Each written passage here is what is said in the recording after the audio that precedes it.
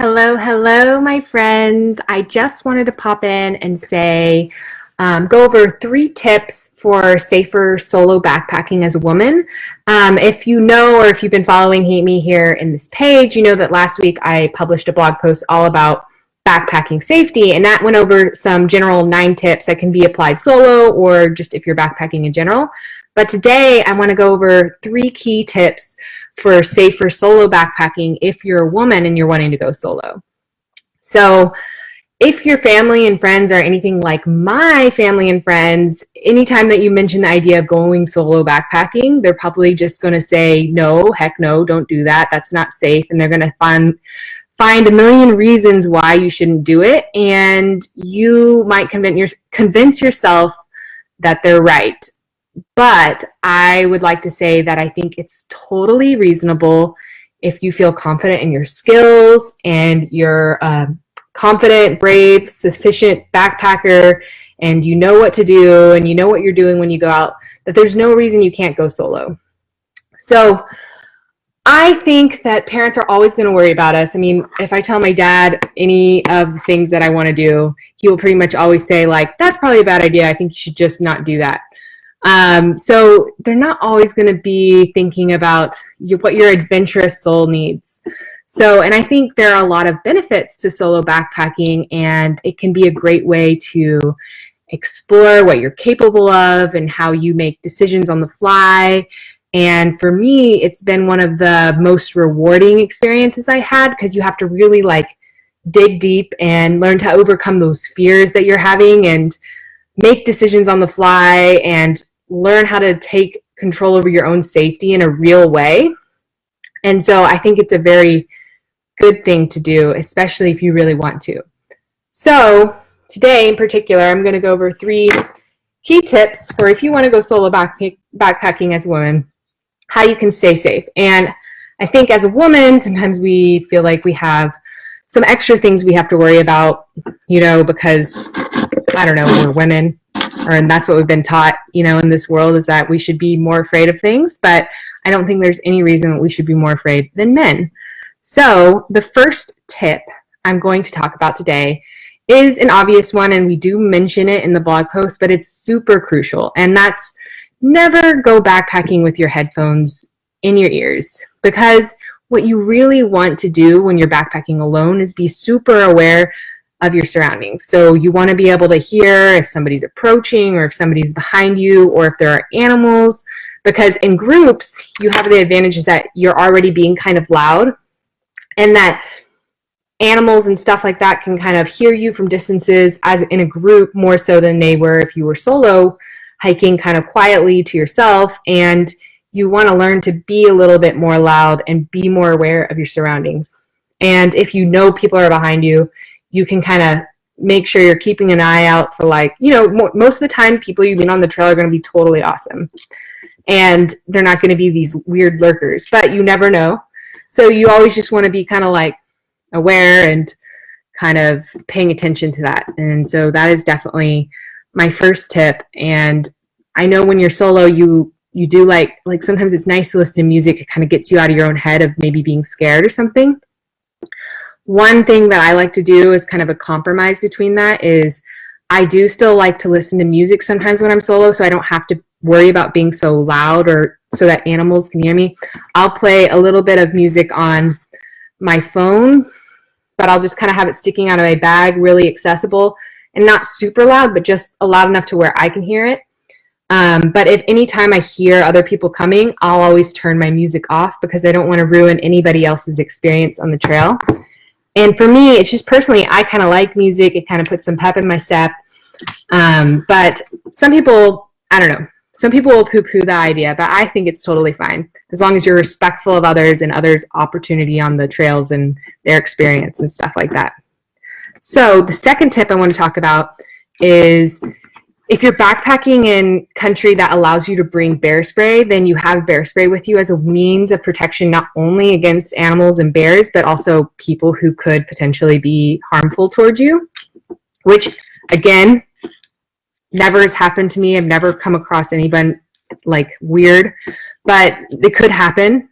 So it's always good to be prepared for the worst, but not let the worst thing we can think of, because we can think of super bad things that can happen to us instantly, and we're always thinking of the worst case scenario. Don't let those things prevent you from doing stuff, because it's always going to be worse in your head than it actually is in real life. But it's always good to be prepared. So if you can bring bear spray, then you know you're always going to have that on your hip. And that's the best way to just like take care of things right away. You know, if somebody feels like a threat, you don't only have to use that against bears. But so in the Sierras, we're not actually allowed to bring bear spray. It's illegal. The bears in California, the black bears, are a little bit more skittish, and they're not usually a threat to people. And usually people end up hurting themselves more with bear spray than they do actually defending themselves against bears, because there's not really any bear attacks. So that's why they banned it in most parts of California, not everywhere in California, but in at least a lot of the Sierras. So in those scenarios, I always bring like, I have a small pepper spray, and I mean, I always bring this when I go running by myself or anything, because I figure, you know, I'd like to think like I'm strong and I can take care of myself or like defend myself. But the reality is most people are probably going to be like stronger, or if somebody was like really intent on doing harm to me, it would be way easier to just be like spray them in the eyes and then like make a run for it and be totally cool. So I always bring this, and I always keep it accessible. Literally never felt like I needed to use it, but I always know that I have it, and it makes me feel a little better. And then I have it next to me at night when I'm sleeping. So I just know what I can do, and make sure you know how to use it before you ever bring it with you. But these things are pretty straightforward. The third tip I want to say before I close out today is also make sure that when you do run into people on the trails, if you're going solo, it's more important that you kind of keep your details of your trip a little bit more vague. That's always just a good best practice. I mean, in the end, listen to your gut. Like if you get a really good vibe and the people seem really great, like maybe it's a group of people and you feel totally fine, like, you know, in joining them almost in a way where you guys can kind of like share knowledge, then go for it. I mean, my gut is usually like the best indicator whether I feel like this is a safe situation or not. But there have been times where I'm not so sure, like on the trail, like it's just a solo person, and I get asked questions and I'm like not really sure why they're asking me those things. So I'll usually keep things vague, or like, oh yeah, you know, my friend and I were, you know, thinking of summiting Mount Langley, but we haven't decided, or like we're not really sure where we're going to camp. I'll say like we and stuff, just to kind of give the sense that I'm meeting somebody, or like I'm hiking with other people, even if I'm not. And anyways, I just think it's a best practice. If you don't know the people, you're not exactly sure if you can trust them, then just keep things vague and keep things detailed to yourself. And yeah, that's a big tip. And I guess a bonus thing that I want to mention that is really important, I think, for every backpacker in general, but particularly if you're going to start going on more solo adventures, is to really, well, I always recommend you have a GPS. That's just like a no-brainer. It's not even a tip. It's just like invest in a GPS. Whether you're starting with a GPS app, at least start with something, and ultimately work your way towards having a handheld GPS, because I think they're a little bit more reliable. But definitely have an app.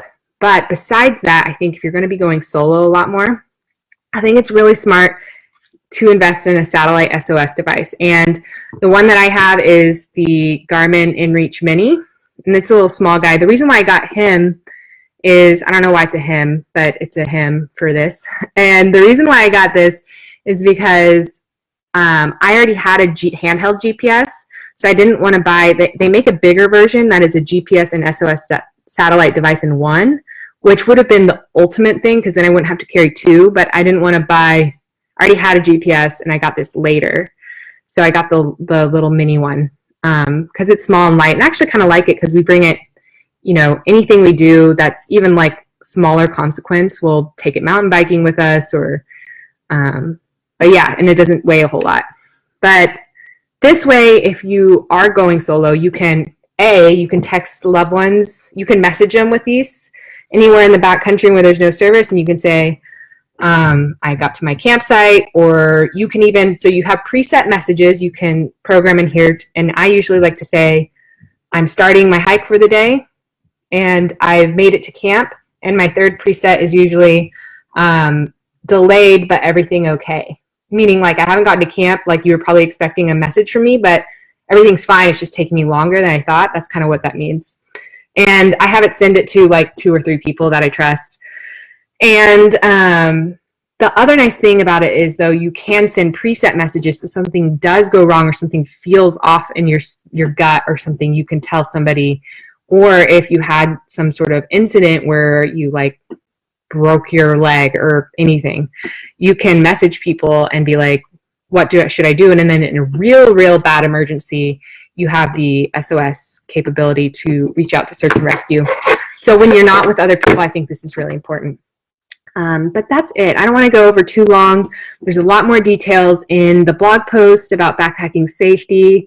And anyways, I just wanted to chime in and give a little bit of love to the solo backpacking crew. And I hope you guys have a great week. Okay, goodbye.